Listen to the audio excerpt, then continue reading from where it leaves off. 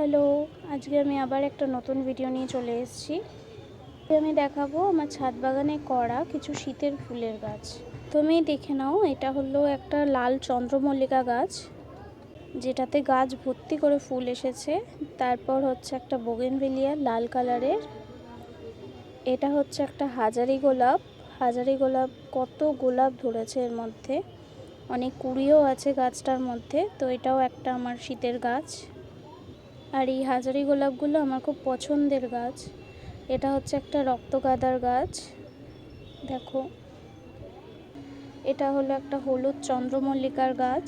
একটা ছিল লাল, প্রথমেই দেখালাম, আর এটা হচ্ছে হলুদ, এটাও খুব ভালো লাগে। এটা হলো একটা সাদা চন্দ্রমল্লিকার গাছ, এটা আমার ছাদ বাগানে রয়েছে। এটা এবছরেরই আনা গাছ একটা।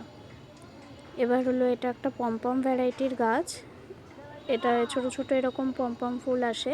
এটাও এক ধরনের চন্দ্রমল্লিকা, কিন্তু এটা ছোট সাইজের, ছোট এরকম গোল গোল হয়ে থাকে।